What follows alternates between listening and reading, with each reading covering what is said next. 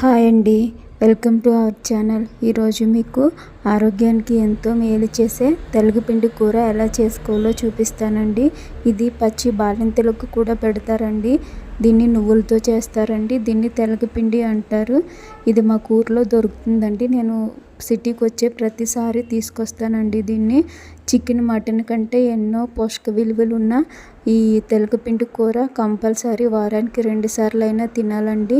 ఇది తినడం వల్ల కడుపు మొత్తం క్లీన్ అవుతుందండి. చిన్నపిల్లలకి అదే కళ్ళు అలా తాగుతారు కదండి పెద్దవాళ్ళు, వాళ్ళకి కూడా చాలా ఉపయోగకరంగా ఉంటుందండి. తప్పకుండా మీకు ఎక్కడైనా దొరికితే దీన్ని మాత్రం కంపల్సరీ తెచ్చుకొని వండుకొని తినండి. చాలా అంటే చాలా టేస్టీగా ఉంటుంది. అలాగే ఆరోగ్యానికి కూడా ఎంతో మేలు చేస్తుందండి. ఎలా చేసుకోవాలో చూపించేస్తాను. ముందుగా గ్యాస్ పైన గిన్నె పెట్టుకొని అందులో ఒక 1/2 లీటర్ వాటర్ పోసుకొని, మనం మీకు ముందులో చూపించాను కదండి ప్యాకెట్, అది మొత్తం చింపేసి ఇందులో పోసుకుంటున్నానండి. ఇది కేవలం ఉడకబెట్టడంలోనే ఉంటుందండి కర్రీ ప్రాసెస్ అంతా. ఇంకా మిగతాదంతా చాలా సింపుల్గానే చేసుకోవచ్చండి. చారు చేసినంత సింపుల్గా చేసుకోవచ్చండి. కానీ చికెన్, మటన్ కంటే కూడా ఎక్కువ ప్రోటీన్స్ అనేవి ఇందులో ఉంటాయండి. ఎందుకంటే ఈ పౌడర్ అనేది నువ్వులతో చేస్తారండి. అందుకోసమనే దీనికి ఇన్ని ప్రయోజనాలు ఉన్నాయండి. అందుకే బాలింతలకు కూడా పెడతారండి ఈ కర్రీ అనేది.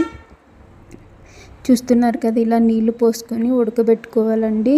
కానీ సరిపడినన్ని వాటరే పోయాలండి. ఎక్కువ వాటర్ పోస్తే కర్రీ మొత్తం తడి తడిగా అయిపోయి అసలు బాగోదండి. ఇది మొత్తం పొడిలా ఉంటుందండి. మీకు చూడడానికి ఎలా కనిపిస్తుందంటే చేప గుడ్లు ఫ్రై ఉంటుంది కదండి, సేమ్ అట్లనే అనిపిస్తుందండి. కానీ ఇది తెలగపిండి కూర అండి. ఇలా కొంచెం ఉడికిన తర్వాత ఇందులో కట్ చేసుకున్న ఒక ఉల్లిపాయ, 3 పచ్చిమిర్చి, ఒక చిన్న టమాటా వేసుకొని మూత పెట్టుకొని మీడియం ఫ్లేమ్లో కలుపుతూనే ఉడికించుకోవాలండి. ఒక్కసారి అశ్రద్ధ చేసినా కూడా ఇది మొత్తం ఉండల్లా అయిపోయి మొత్తం అడుగు పట్టేస్తుందండి. తర్వాత మనకి తినడానికి ఏమి ఉండదండి. కాబట్టి జాగ్రత్తగా దగ్గరే ఉంటూ కలుపుకుంటూ ఉడికించుకోవాలండి. ఈ వాటర్ అంతా ఇంకిపోయిన తర్వాత ఇందులో 1 స్పూన్ కారం, 1 స్పూన్ ఉప్పు వేసుకొని మరొకసారి కలుపుకొని మరొక 10 నిమిషాల పాటు కంపల్సరీగా మీడియం ఫ్లేమ్లోనే ఉడికించుకోవాలండి. కలపడం మాత్రం మర్చిపోవద్దు. ఇందులో ఉప్పు కారాలు ముందుగానే సరి చూసుకోవాలండి. ఎందుకంటే ఇది ఉడికిన తర్వాతే మళ్ళీ దీంట్లో మనం ఉప్పు కారాలు అనేది అడ్జస్ట్ చేయలేమండి. అందుకోసమనే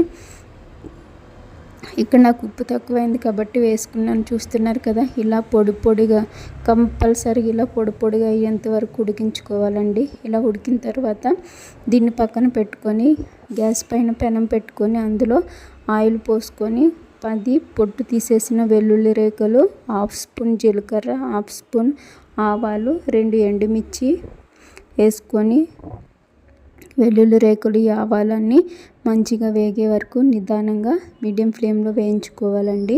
ఇలా వేగిన తర్వాత ఇందులో మనం ముందుగా కడిగి పెట్టుకున్న కరివేపాకు వేసుకొని ఒకసారి కలుపుకొని నిదానంగా వేయించుకోవాలండి.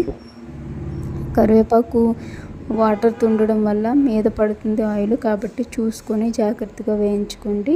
ఇలా వేగిన తర్వాత కట్ చేసి పెట్టుకున్న కొంచెం కొత్తిమీర ఇది కూడా వేసుకొని పచ్చివాసన పోయేంత వరకు వేయించుకోవాలండి. లాస్ట్లో ఒక 1/2 స్పూన్ పసుపు వేసుకొని తాలింపు మొత్తం వేగేంత వరకు వేయించుకొని మనం ముందుగా ఉడికించి పక్కన పెట్టుకున్న తెలగపిండి ఇందులో వేసుకొని ఒకసారి కలుపుకొని ఒక 5 నిమిషాల పాటు ఈ తాలింపులో ఉడికించుకున్నామంటే ఎంతో టేస్టీ అయిన తెలగపిండి కూర రెడీ అండి.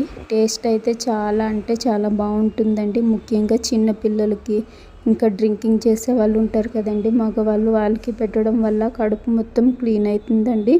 ఈ కర్రీ బాలింతలు కూడా తింటున్నారంటే దీన్ని బట్టి మీరు అర్థం చేసుకోవచ్చు ఈ కర్రీలో ఎన్ని పోషక విలువలు ఉంటాయనేది. ఈసారి తప్పకుండా మీకు దొరికితే మాత్రం తప్పకుండా తీసుకొచ్చుకొని వండుకోండి. తప్పకుండా ట్రై చేయండి. ఈ కర్రీ వారానికి ఒక 2 సార్లు అన్నా తింటే ఆరోగ్యానికి ఎంతో మంచిదండి. చూస్తున్నారు కదా, వీడియో నచ్చితే మాత్రం తప్పకుండా లైక్ చేయండి. Thank you.